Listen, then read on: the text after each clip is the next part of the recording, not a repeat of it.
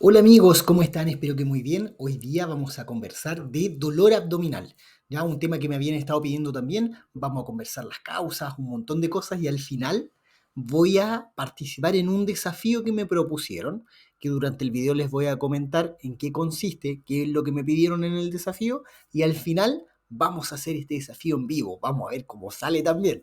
Ya por lo tanto les invito a ver el video completo, a opinar sobre qué les va gustando, qué cosas podemos seguir mejorando para ustedes. Un abrazo, que les vaya muy bien. Definamos entonces primero qué es el dolor abdominal. Una definición breve pudiese ser que el dolor abdominal es la sensación desagradable que se puede sentir en el abdomen, en el fondo en la parte entre el pecho, el tórax y la pelvis, ¿ya? Lo que pudiesen llamar a otras personas la panza, el vientre, etcétera. Esa es la zona del abdomen y cualquier sensación desagradable en esa zona la vamos a definir como dolor abdominal. Ok amigos, vamos a conversar ahora de por qué, la explicación de cómo se genera el dolor abdominal, en fondo de fisiopatología. ¿Ya?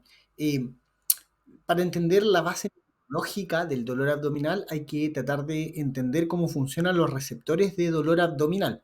Estos principalmente responden a dos tipos de estímulos o químicos. ¿Ya?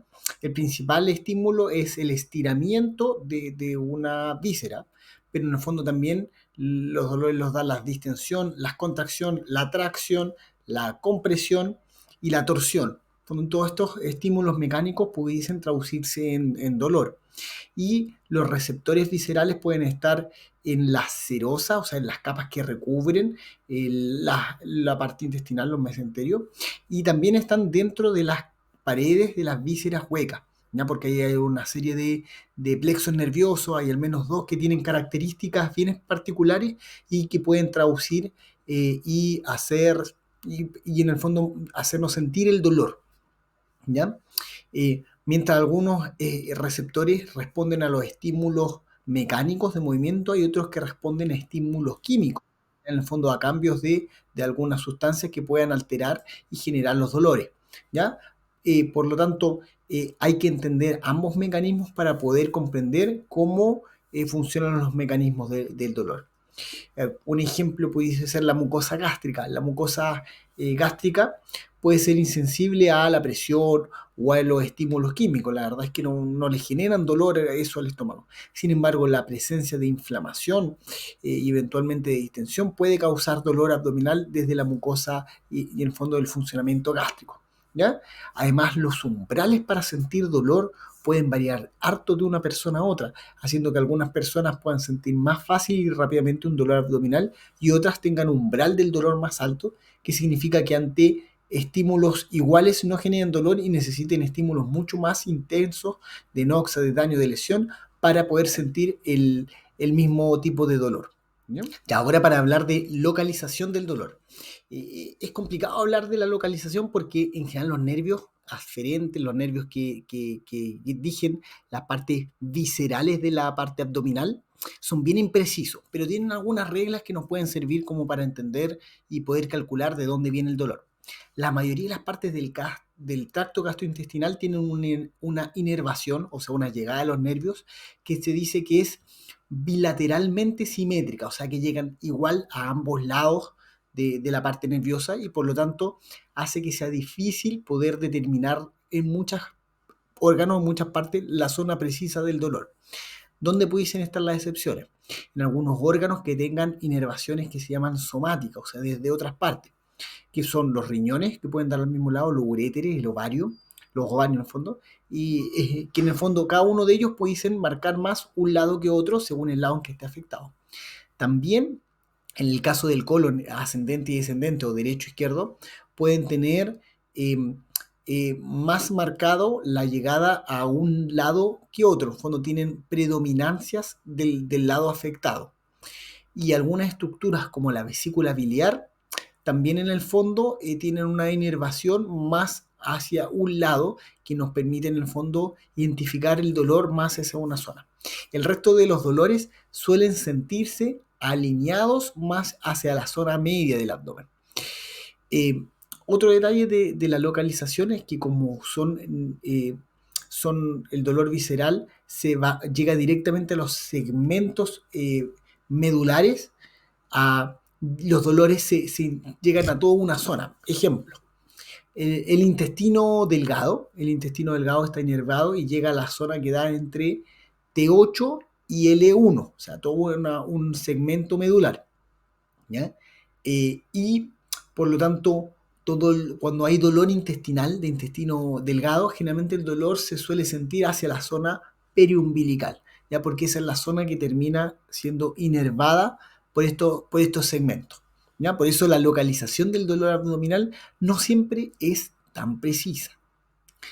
Otro problema con la localización del dolor es que existe en la parte abdominal lo que uno llama dolor referido, que en el fondo es un dolor que se origina en vísceras que están en un sitio distinto al órgano afectado y que dado que se inervan, o sea que los nervios llegan a las mismas zonas, los mismos dermatomas, comparten en los mismos niveles a nivel de la médula.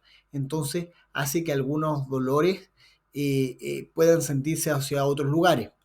Por ejemplo, dolores de la vesícula biliar pueden terminar llegando a entre T5 y T10, por lo tanto un dolor en la vesícula biliar pudiese sentirse también hacia la zona escapular, o sea, hacia la espalda.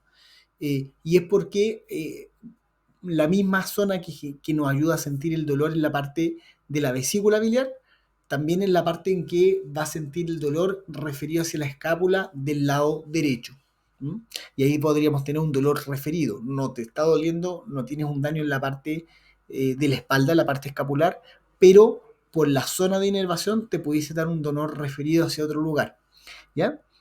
Y este dolor referido eh, puede ser bien confuso. Otro ejemplo clásico puede ser la apéndice. La apéndice inicialmente puede generar un dolor que da hacia la zona periumbilical, pero después empieza a migrar el dolor, a irse el dolor hacia la zona del apéndice, que es el lado generalmente derecho, la fosa ilíaca, o sea, abajo el lado derecho.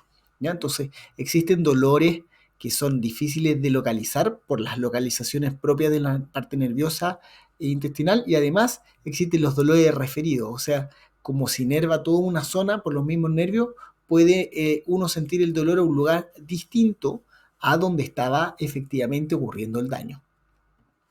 Ya, pero no todo es tan caótico en estas localizaciones de dolor. Si finalmente uno también se puede orientar a qué puede o dónde puede estar el problema según la ubicación de donde esté el dolor.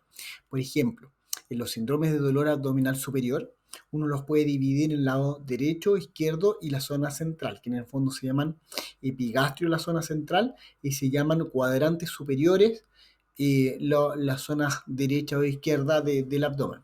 En el cuadrante, por ejemplo, abdominal superior derecho, están principalmente donde dan los dolores de las patologías biliares o hepáticas, ¿ya?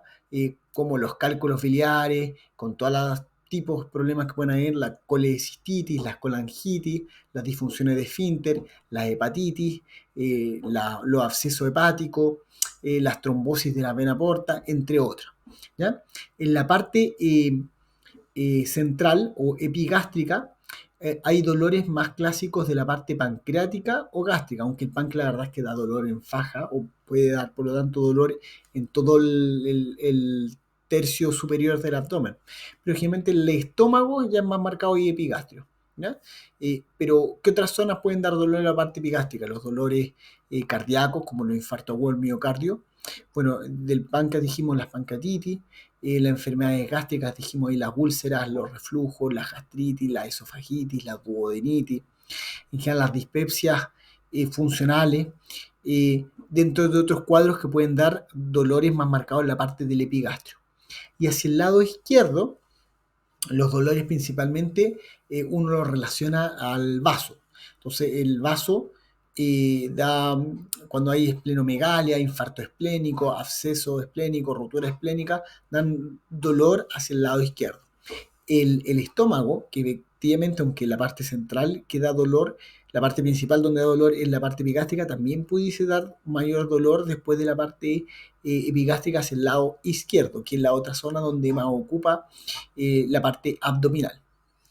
En los dolores abdominales de la parte más baja del abdomen también uno los puede dividir en el lado izquierdo, derecho o central, que es la parte hipogástrica, ¿ya? Y de ahí hay algunos dolores bien típicos, por ejemplo el de apendicitis, aunque yo les comenté que la apendicitis muchas veces genera dolor en forma inicial en la parte periumbilical, generalmente este migra y se termina ubicando en el cuadrante inferior del lado derecho, ¿ya? Y tiene otros síntomas que uno los puede asociar a la apendicitis, por lo cual uno piensa en apendicitis. Y otros cuadros, como por ejemplo la diverticulitis, suelen ser más cargados hacia el lado izquierdo. Ya, por lo tanto, dado que lo que más habitualmente se ve comprometido es el colon sigmoide, muchas veces las diverticulitis terminan dando más síntomas hacia el lado izquierdo.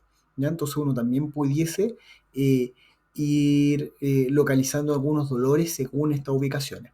También yo les había comentado que algunos órganos pueden dar más síntomas hacia un lado que otro, que tienen que ver con los órganos, por ejemplo, renales, y los cálculos renales o las pielonefritis van a dar un dolor marcado hacia un lado u otro según la parte que esté afectada. Pero las infecciones bajas, por ejemplo, la cistitis, nos van a dar dolor en las partes más suprapúbicas, por lo tanto hipogástricas. Eh, lo mismo la retención urinaria y algunos tipos de infecciones. ¿Bien? También existen algunos dolores que pueden tener patrones bien difusos, o sea, inespecíficos, variables, como por ejemplo las obstrucciones. La obstrucción, aunque hay una parte obstruida, puede dar un síntomas prácticamente hacia toda la parte abdominal, generando en fondo otros síntomas también, pero en cuanto al dolor, puede generar un dolor que termina irradiando a todo el abdomen, ¿ya? Incluso generando en ocasiones eh, síntomas peritoneales.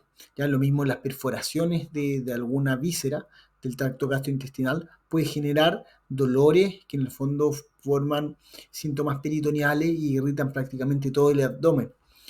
Otras enfermedades que terminan generando dolores difusos son, por ejemplo, la isquemia mesentérica, la enfermedad inflamatoria intestinal, que aunque algunas dan síntomas más hacia algún lugar específico, muchas prácticamente son difusas en todo el abdomen. Varias de las gastroenteritis virales también pueden dar en todo el abdomen, las peritonitis muchas veces cuando ya están de manifiesto en la guatita, dan síntomas prácticamente en todo el abdomen, por lo tanto son más bien difusos. De ahí varios tipos de cáncer, como son lesiones malignas, incluso dan síntomas tardíos y cuando dan, eh, muchas veces son por síntomas generales, o sea, nos sirve poco para encontrar las localizaciones de los cánceres colorectales, de los cánceres gástricos, del cáncer de páncreas, que aunque el dolor sí es uno de los síntomas, muchas veces es un dolor tardío.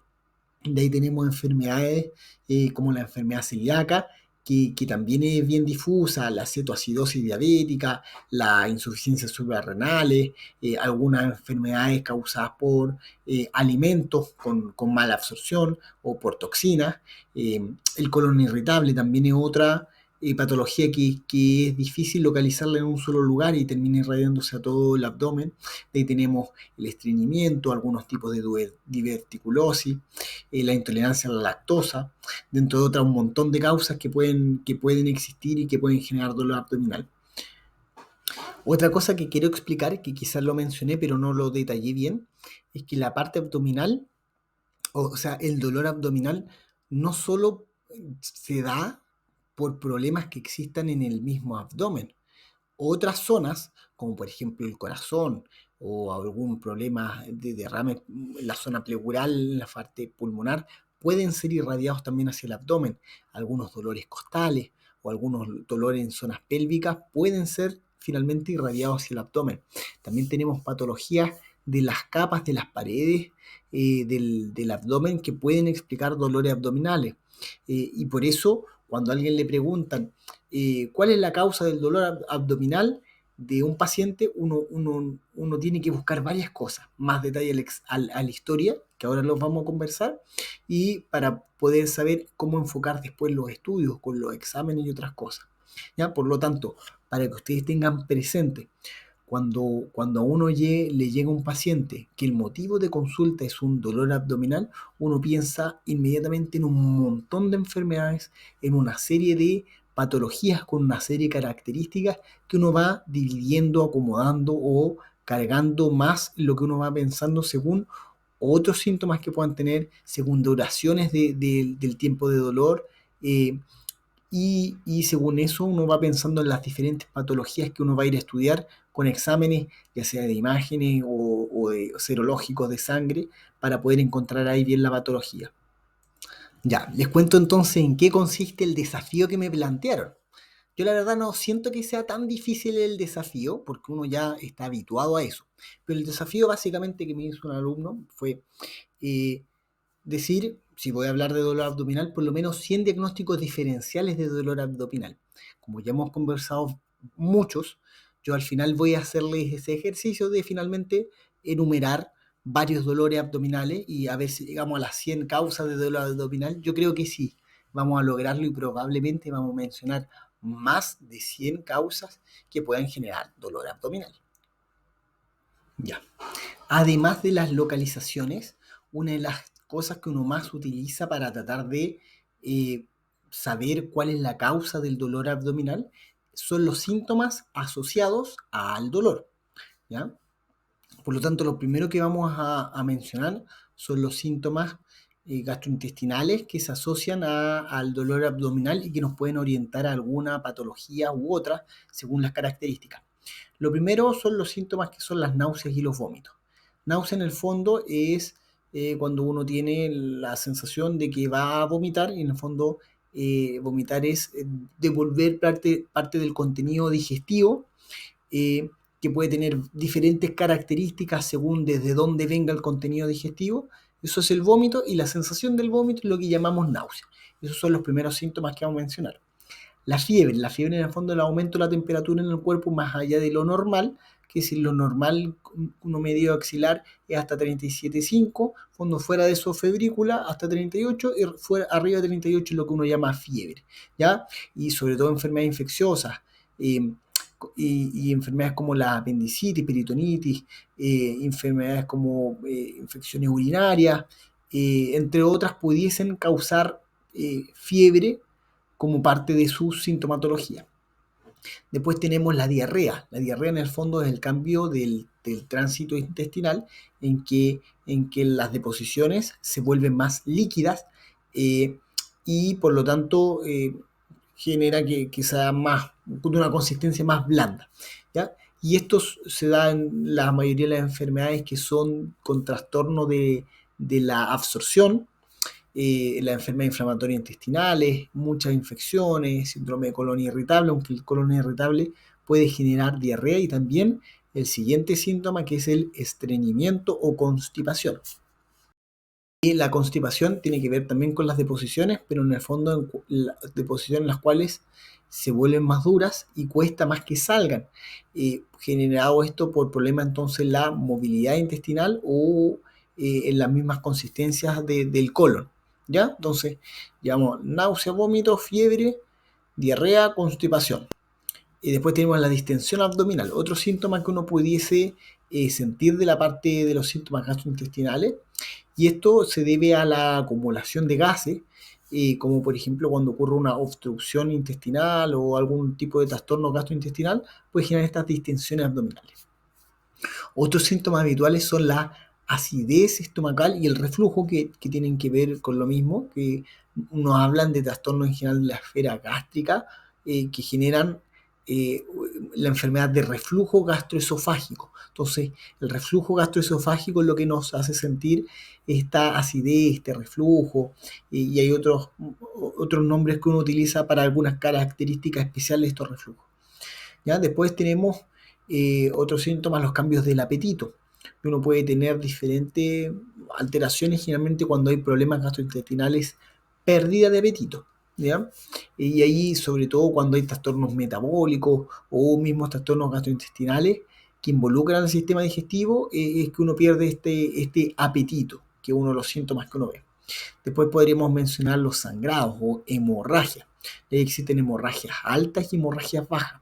Hemorragias en el fondo que son causadas que uno ve desde los vómitos o desde las deposiciones a través de las heces, que son las partes de hemorragia baja. Ahora en hemorragia a través de las deposiciones también podríamos tener una hemorragia que uno dice que es del tracto alto, que es cuando sale la melena, cuando salen deposiciones negras, oscuras, de mal olor, esas en general vienen desde sobre el ángulo de trade, o sea, desde la parte más alta del tracto gastrointestinal, pero por el paso a través del intestino, eh, la sangre se termina metabolizando y quedando un compuesto negro, oscuro, que es el que uno ve en la melena, que es esta deposición negra de mal olor. ¿Ya? Por lo tanto, el sangrado es uno de los síntomas que uno puede ver asociado al dolor abdominal. Después tenemos la sensibilidad abdominal, la inflamación, que da en algunas condiciones como la apendicitis, la diverticulitis, la pancreatitis. Después tenemos otros cambios como los cambios en la piel, la ictericia.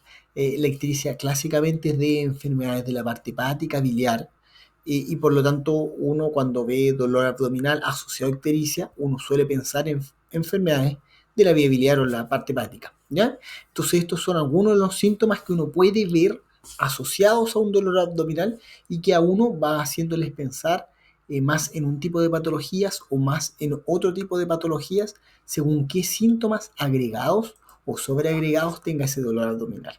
¿Bien? Ya, hablemos ahora un poquito del manejo del dolor abdominal. Ya, el manejo la verdad es que varía mucho de la causa. O sea, uno en general tiene la causa para poder determinar cómo manejar adecuadamente el dolor según la causa. Pero hay algunas cosas que pudiésemos usar como manejo general o para que ustedes tengan nociones generales que hacen en casa. Y también tienen que tener presente que siempre hay motivos por los cuales hay que consultar. Eh, si el dolor es leve, recién va partiendo, lo primero que deberían probar es el descanso, por ejemplo. Entonces, medidas caseras que podríamos usar, primero descanso. Descansar muchas veces hace que un dolor abdominal leve desaparezca porque a veces está causado simplemente por un mayor exceso físico. Después tenemos aplicaciones y cambios de temperatura, aplicación de calor en el fondo. Uno puede ponerse compresa tibia, un guaterito, algo que en la parte abdominal que pudiese ayudar a aliviar sensación como de calambre y de molestias musculares leves, ¿ya? Después tenemos dolores abdominales que son más bien secundarios a deshidratación. Al perder agua pueden aparecer más tipos de dolor, entonces otra cosa que uno puede hacer en casa si uno no tiene dolor abdominal es hidratarse un poco más. ¿Ya? Y dieta, en general preferir una dieta blanda, suave, incluso a veces líquida, eh, para tratar de reducir un poco la irritación y las molestias gastrointestinales. Ahí uno en general lo que acá indica son regímenes que son blandos sin residuo, que quiere decir que uno utiliza menos fibra, menos fruta, menos verdura. En adulto uno saca incluso los lácteos porque esos tienen más fibra y eso nos deja dieta en fondo más fáciles que ustedes pueden usar en casa. Que traduciéndolo es, si está con dolor abdominal, esos días que está con dolor abdominal, prefiere comer arrocito blanco, fritos blancos, sopitas, jaleitas, cosas que en el fondo son mucho más fáciles de asimilar. ¿Ya? Eso como medidas caseras generales. Después hablamos de los medicamentos, de los fármacos. Yo aunque se los voy a mencionar, ustedes siempre tienen que tener presente que los manejos los tiene que dar un profesional. ¿Ya? No estén tomando cosas porque sí, sobre todo algunos tratamientos. Vamos a partir quizás con las dos cosas más sencillas de usar, que serían los analgésicos y los antiespasmódicos. Si uno está con dolor abdominal, uno puede usar analgésicos tales como paracetamol, que en dosis adecuada pudiesen aliviar el dolor, o antiespasmódicos como el Viadil, que eventualmente pudiesen, de nuevo, al frenar algunos tipos de dolor, aliviar ese dolor. Ahora, ojo, el Viadil no sirve para todos los dolores, porque como antiespasmódico es principalmente útil en dolores de tipo retorcijón, o sea, de algunos dolores bien específicos, no alivia todos los dolores, ¿ya? Pero después hay tratamientos más específicos que hay, sin dudar, hay que hacerlos con alguien que se dedique y que sepa bien qué es lo que está indicando, que son, por ejemplo, los manejos de infecciones, que requerimos antibióticos. No tiene sentido que yo les mencione cuáles antibióticos, pero en el fondo, cuando hay infecciones hay que usar antibióticos en los periodos adecuados según qué infección es la que estemos tratando. Después tenemos medicamentos específicos como algunos para disminuir la acidez estomacal o gástrica, como el omeprazol, la ranitidina, que la mayoría de las personas lo conocen, también que son útiles en caso de reflujo o algunos problemas gastrointestinales y que por lo tanto van a controlar síntomas, ¿ya? En ocasiones, sin duda, usted tiene que saber que parte de los manejos salen de los fármacos y que pueden requerir manejos como manejos quirúrgicos. El ejemplo clásico puede ser una apendicitis o un problema en la vesícula grave o incluso un problema intestinal grave. Muchas enfermedades pueden terminar en requiriendo algún manejo quirúrgico, que son cuando hablamos de abdómenes agudos, ¿ya? Y que muchas veces uno los busca dirigido en las evaluaciones iniciales, cuando uno los ve en una urgencia o en alguna box de atención, uno siempre busca bien dirigido la presencia de estos síntomas de alarma o signos que uno habla de abdomen agudo. Voy a insistir en el tema de la importancia de buscar apoyo médico, apoyo profesional, ¿ya? Porque en el fondo es vital que ustedes busquen apoyo, sobre todo si el dolor es intenso, si es persistente, si aparecen otros síntomas preocupantes como los que mencionamos, fiebre, eh, vómitos persistentes, sangrado, hinchazón abdominal, distensión grave o tránsito intestinal muy alterado, o sea, mucha constipación o mucha diarrea, todos esos son síntomas que nos deberían generar alguna alarma y por lo tanto la necesidad de consultar. Otros síntomas fuera ahí de los que hemos mencionado pueden ser sudoraciones nocturnas, baja de peso brusca en el último tiempo, sobre todo si es que no tienen relación con la ingesta, o sea, baja brusca sin relación con la ingesta. ¿Ya? Siempre que ustedes tengan alguno de estos problemas, es motivo por el cual ustedes sí o sí tienen que consultar con un profesional, ¿ya? Por lo tanto, si el dolor está intenso y persistente, no le dé más vuelta. Pida ahora con algún profesional que lo pueda evaluar, porque muchos requieren algún estudio dirigido para poder encontrar la causa y así poder, en el fondo, realizar el manejo definitivo. Mencionemos en breve también cómo uno orienta el estudio inicial, por lo menos un paciente que uno llega a una urgencia o a algún box de atención, que el motivo de consulta es el dolor abdominal y uno no tiene tan claro el motivo del ingreso, probablemente uno los va a dividir en los que tienen signos de alarma, como los síntomas de irritación peritoneal, en los cuales pensamos en un abdomen agudo, y los que no. ¿Ya? Generalmente si buscamos algo más urgente, uno suele partir con examen de sangre donde uno ve hemograma, función renal con diógeno ureico, creatinina, electrolitos, donde uno ve pruebas hepáticas. Si uno además está pensando en alguna alteración específica, puede sumar pruebas de coagulación, eh, puede sumar parámetros inflamatorios como PCR, procalcitonina, si es que uno está pensando en alguna patología en específico de esa área, si uno además está pensando en problemas que tengan que ver de otro origen, como cardíaco, puede pedir troponina, en general enzimas cardíacas, y puede tener una serie de exámenes de sangre que uno puede utilizar. Además, uno puede solicitar imágenes que pueden partir desde ecografía, escáner, resonancia, según lo que uno esté pensando. Y muchas patologías pueden requerir algún estudio dirigido a esos órganos, que muchas veces las formas mejores de evaluarlas son a través de endoscopía o colonoscopía, dentro de otros exámenes que se pueden utilizar. ¿Ya? Muchas veces uno así va enfrentando este tipo de dolor para poder encontrar las causas. Eh, Podríamos sumar exámenes de orina, que también nos van a hablar de otras patologías, sobre todo si estuviéramos pensando en enfermedades urinarias. En mujeres, uno en general suma beta-HCG, en el fondo un test de embarazo, y así uno hace un estudio dirigido buscando ahí las causas de dolor. Ahora, casi todas las enfermedades que hemos mencionado, que vamos a mencionar, tienen algún examen específico, por lo tanto, si uno piensa en esas enfermedades, uno va dirigido a tomar el examen más adecuado. En resumen, entonces, hay muchas causas de dolor abdominal.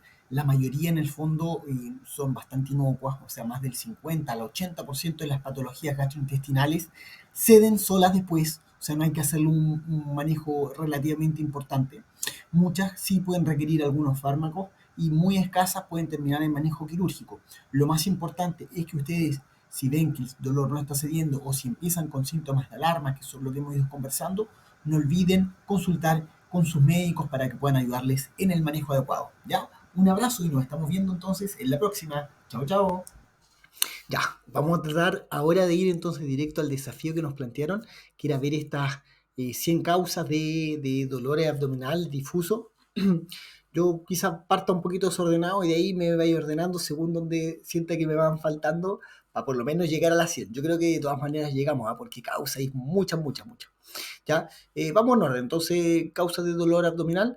gastroenteritis, úlceras pépticas, que en el fondo son ahí duodenales y gástricas, las apendicitis, los cálculos biliares y en el fondo los trastornos de biliares, pancreatitis, enfermedad inflamatoria intestinal, y ahí tenemos enfermedad de Crohn y colitis ulcerosa, la gastritis, y ahí tenemos gastritis erosiva y no erosiva, hernias en general, mencionemos hernias de pared abdominal, en el fondo hernia umbilical, como para mencionar alguna y no cargarnos directo a todo, peritonitis, que en el fondo otra infección, diverticulitis, en el fondo que también la diverticulitis pudiésemos diferenciarla en varios tipos, la constipación o estreñimiento también causa dolor abdominal, las infecciones urinarias, ahí tenemos la cistitis y las pielonefritis que también las pudiésemos diferenciar y además pudiésemos diferenciar en otros tipos de infección urinaria, pero dejémosla como infección urinaria, la endometriosis, los embarazos ectópicos, las rupturas de los aneurismas abdominales, intolerancia a los alimentos, y ahí tenemos los trastornos de lactasa, de todos los enfermedades celíacas, dentro de otras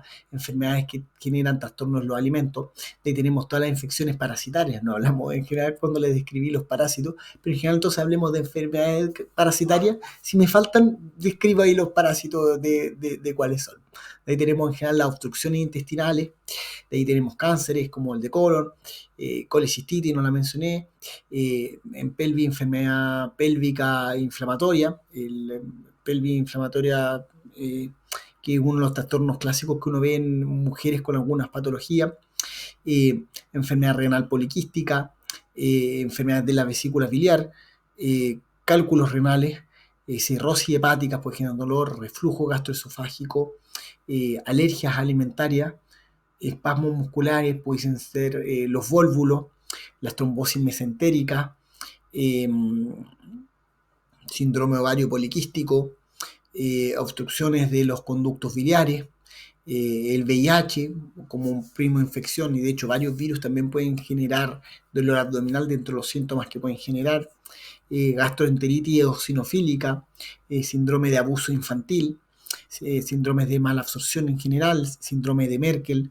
isquemia mesentérica, gastroparexia, síndromes de insensibilidades, de los con anhidrosis, hemorragias gastrointestinales, de ahí tenemos cáncer gástrico, no mencioné, bueno, cáncer gástrico, pancreático, de ahí tenemos varios otros tipos de cáncer. Quiero tratar de hablar de otros para no mencionar, en cáncer puedo mencionar varios tipos de cáncer y metástasis de otros cánceres que podrían explicar el dolor, pero para hablar de otros mencionemos otras enfermedades también.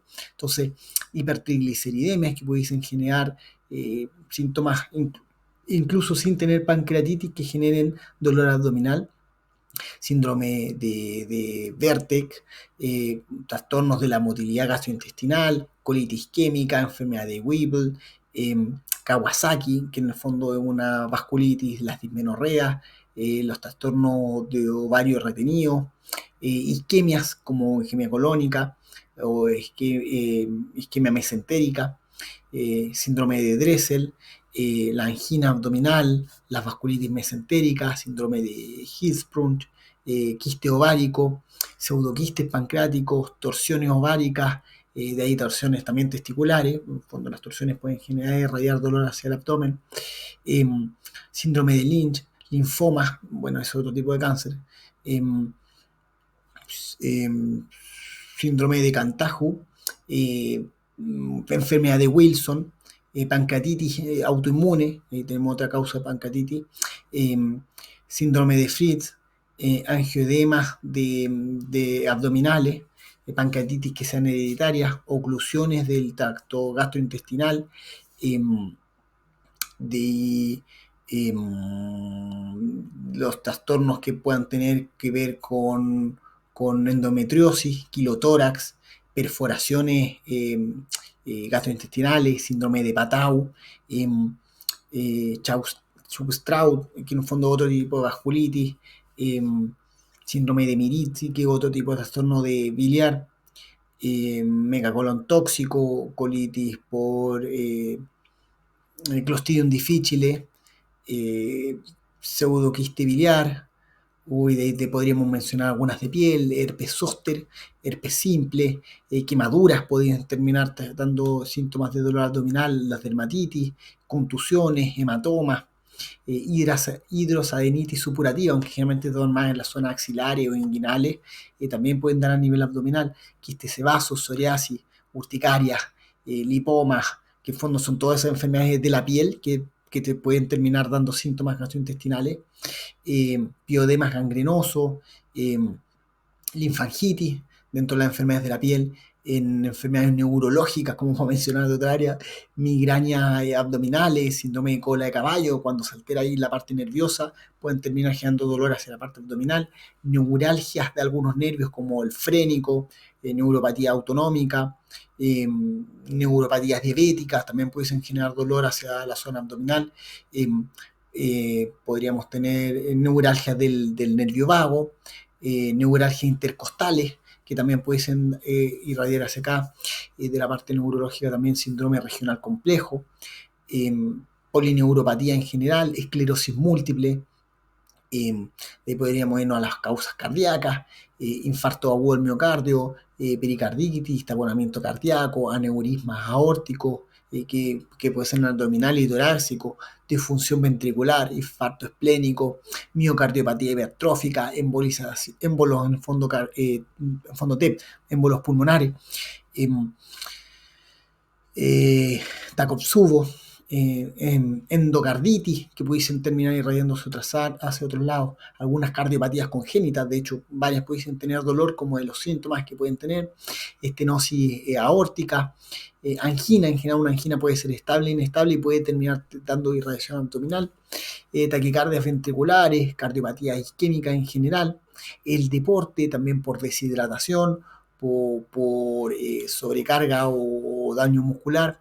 De ahí tenemos los fármacos, la verdad es que si nos vamos a los fármacos, ahí ya podemos, prácticamente en casi todos los fármacos está descrito alguna patología que pudiese generar dolor abdominal. En fondo, cualquier medicamento, dentro de la descripción está síntoma de las complicaciones, dolor abdominal.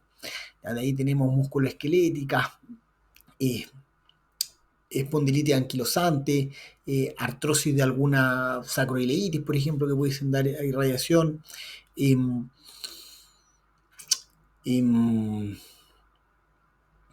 Uy, ya empecé a quedar, voy a tener que empezar a echar mano a